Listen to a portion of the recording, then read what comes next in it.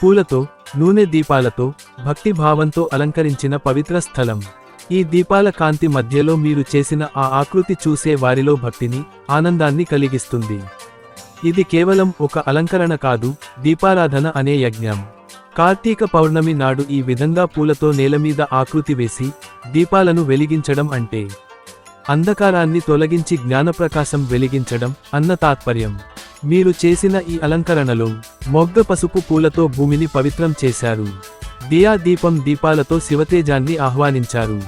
చేతులు ముడుచుకున్న వ్యక్తి భక్తులతో ఆ పరిసరాన్ని పావనంగా మార్చారు.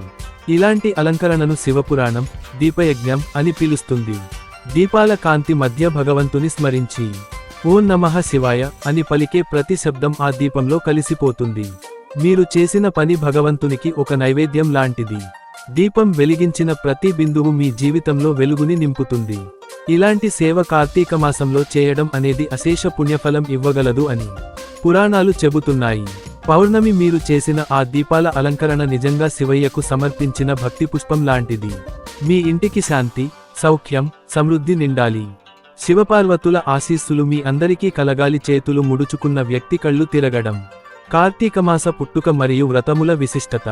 ఓం నమః శివాయ.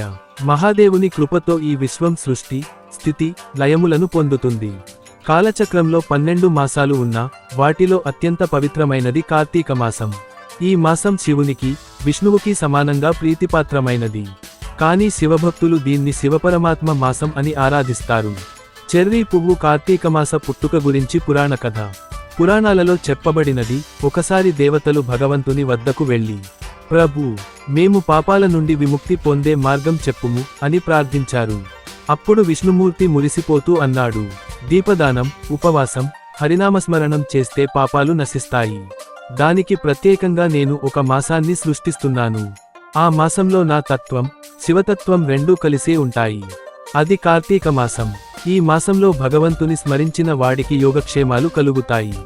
దేవతలే కాకుండా మానవులు కూడా శివనామం జపిస్తే పుణ్యసమృద్ధి పొందుతారు. త్రిశూల చిహ్నం కార్తీకమాస వ్రత నియమాలు. పురాణాలు చెబుతున్న వ్రత నియమాలు ఇలా ఉన్నాయి. చూపుడు వేలు కిందికి చూపుట. కీక్యాప్ 1 ప్రభాత స్నానం. ఉషోదయ సమయంలో నదిలో లేదా ఇంట్లో పవిత్ర జలంతో స్నానం చేయాలి. గంగా స్మరణ చేస్తూ గంగే చ యమునే చైవ మంత్రం జపించి స్నానం చేస్తే గంగా స్నాన ఫలం లభిస్తుంది. కీక్యాప్ 2 దీపదానం.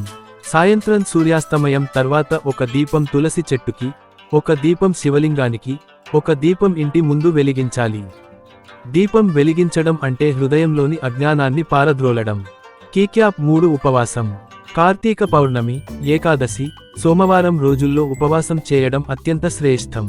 ఉపవాసం శరీర శుద్ధి మాత్రమే కాదు, మనస్సు శాంతి, ఆత్మశుద్ధి కూడా కలిగిస్తుంది. కీక్యాప్ 4 హరినామస్మరణం. ఓం నమః శివాయ లేదా ఓం నారాయణాయ నమః మంత్రాలను భక్తితో జపించాలి. ఈ మంత్రాలు మనలోని అహంకారాన్ని తొలగించి దైవభావాన్ని వెలిగిస్తాయి. దియా దీపం తులసి దీపారాధన కథ. ఒకప్పుడు బృందావనంలో తులసి దేవి అనే మహాపాతివ్రత ఉన్నది. ఆమె భర్త శంఖచూడుడు అనే అసురుడు మహాశక్తివంతుడు. తన తపస్సుతో దైవశక్తి పొందిన శంఖచూడుడు దేవతలను జయించి త్రిలోకాలను వశపరచుకున్నాడు. దేవతలు భయపడి విష్ణుమూర్తిని ప్రార్థించారు. విష్ణువు బ్రాహ్మణ రూపంలో వెళ్లి తులసి దేవిని మోసం చేసి శంఖచూడుడి రక్షణ చర్మం తొలగించాడు. దాంతో శివుడు వచ్చి శంఖచూడుడిని సంహరించాడు. తన భర్త మరణం తెలుసుకున్న తులసి దేవి దుఃఖంతో విష్ణుమూర్తిని శపించింది, నీవు రాయి అవ్వాలి అని. విష్ణువు ఆ శాపాన్ని ఆనందంగా స్వీకరించి, నీకు ఆశీర్వాదమిస్తాను. నీ పేరు భూలోకంలో శాశ్వతంగా ఉంటుంది.